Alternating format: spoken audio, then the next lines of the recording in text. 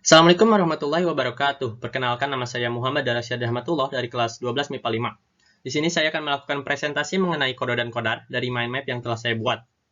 Kita akan mulai dari pengertiannya terlebih dahulu. Pengertian kodo dan kodar ini di ulama berbeda-beda pendapat. Ada yang berpendapat bahwa kodo dan kodar ini memiliki arti yang sama. Ada yang berpendapat kodo dan kodar ini memiliki arti yang berbeda, yaitu kodo adalah ketetapan dan kodar adalah perwujudan dari ketetapan tersebut. Dan juga ada yang berpendapat sebaliknya dari yang tadi itu. Lalu kita akan masuk ke dalil kodo dan kodar. Dalil kodo dan kodar ini terbagi menjadi dua, yaitu dalil Al-Quran dan juga dalil As-Sunnah. Dalil Al-Quran ini terbagi menjadi empat, ada di 4 surat. Yaitu yang pertama ada di Quran surat Al-Isra yang berbunyi Quran Al-Isra ayat 13 yang berbunyi A'udzu billahi minasyaitonir rajim. Wa kulla insanin alzamnahu ta'irahu fi 'unuqih wa nukhriju lahu yawmal qiyamati kitaban yalqahu mansyura.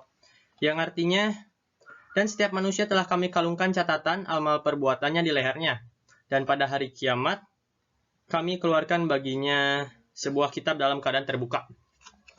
Selanjutnya ada Quran surat Al-Qamar ayat 49 yang berbunyi Inna kulla syai'in khalaqnahu biqadar.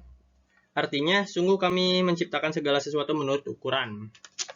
Lalu ada di Quran surat Al-Hadid ayat 22 yang berbunyi Ma asaba min musibatin fil ardi wala fi anfusikum illa fi kitabim min qabli an nabra'aha inna dzalika 'ala Allahi yasir.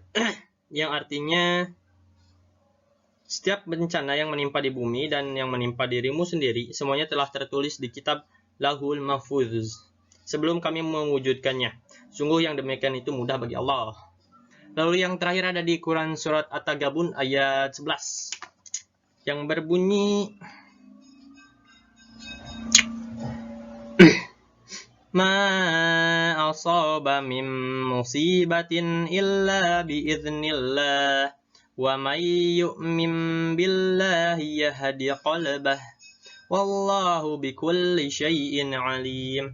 Yang artinya, tidak ada suatu musibah yang menimpa seseorang kecuali dengan izin Allah. Dan barang siapa beriman kepada Allah, niscaya Allah akan memberi petunjuk kepada hatinya. Dan Allah Maha mengetahui segala sesuatu. Nah, itu adalah dalil dari Quran, dalil dari Al-Quran. Dan selanjutnya kita akan masuk ke dalil As-Sunnah.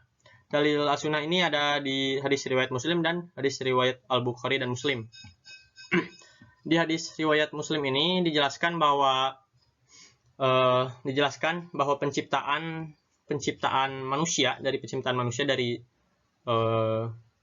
di perut ibu lalu menjadi segumpal darah, segumpal daging dan seterusnya. Dan juga dijelaskan mengenai perbuatan buruk yang akan dibalas neraka dan perbuatan baik yang akan dibalas surga. Selanjutnya ada dari riwayat Al-Bukhari dan Muslim.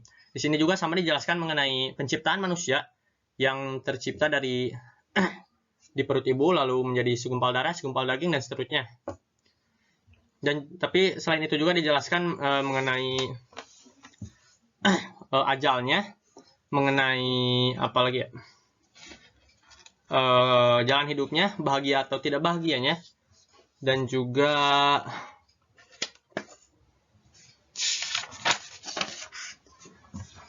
rezekinya, dan juga amal perbuatannya sudah dicatat. Lalu selanjutnya kita akan masuk ke hakikat kodo dan kodar. Hakikat kodo dan kodar ini nggak jauh beda dengan pengertian, yaitu koda itu adalah ketetapan yang telah ditetapkan sejak zaman azali, dan juga kodar itu adalah perwujudan dari ketetapan tersebut. Selanjutnya kita masuk ke beriman kepada kodo dan kodar. Beriman kepada kodo dan kodar ini tidak lepas dari 4 macam ini, 4 sikap optimis, ikhtiar, doa, dan tawakal. Apa maksudnya? Maksudnya itu adalah sikap optimis misalnya. Sikap optimis itu kita harus optimis bahwa takdir yang kita alami sekarang ini adalah takdir yang terbaik yang Allah berikan kepada kita. Takdir terbaik Allah Subhanahu wa taala.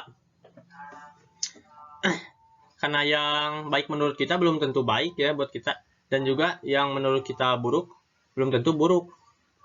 Lalu selanjutnya, setelah kita optimis, kita harus ikhtiar. Ikhtiar itu adalah berusaha secara fisik.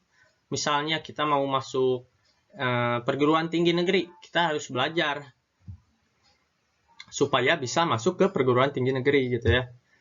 Setelah kita berusaha secara fisik, secara mental, secara fisik, kita harus berusaha atau ikhtiar secara batin juga gitu.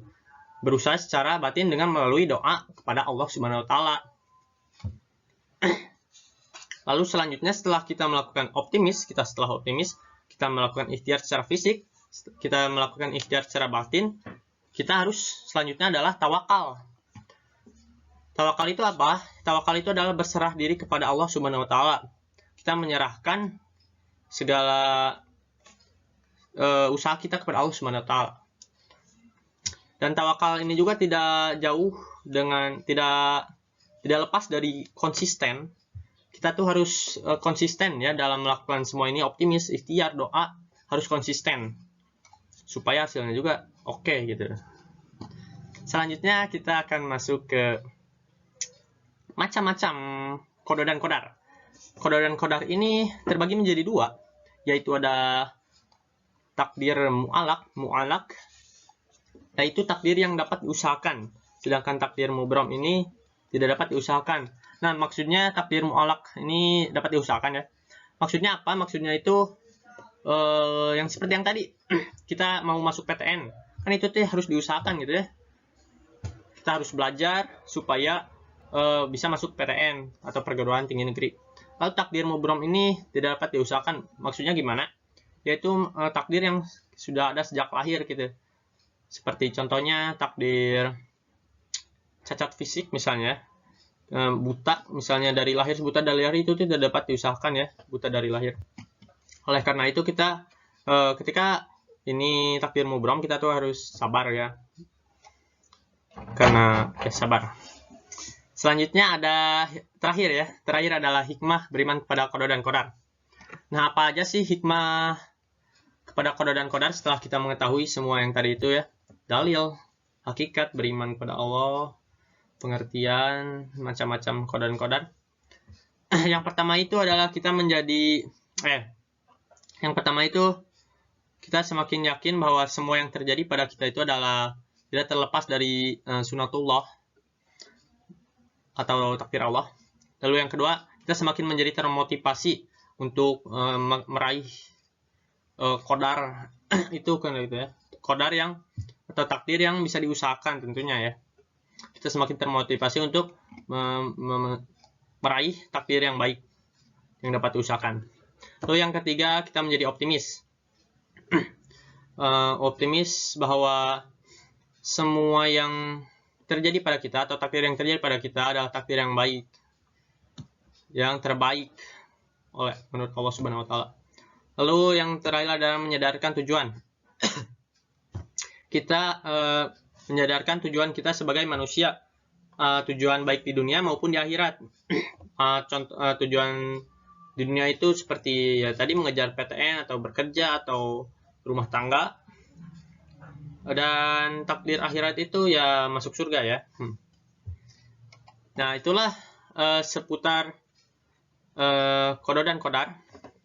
Nah, mungkin sekian saja dari saya. Mohon maaf bila ada salah kata. Nah, kurang lebihnya saya mohon maaf. Yang baiknya dari Allah dan yang buruknya dari saya. Mohon maaf bila wabillahi taufiq wal hidayah. Wassalamualaikum warahmatullahi wabarakatuh. Terima kasih telah mendengarkan.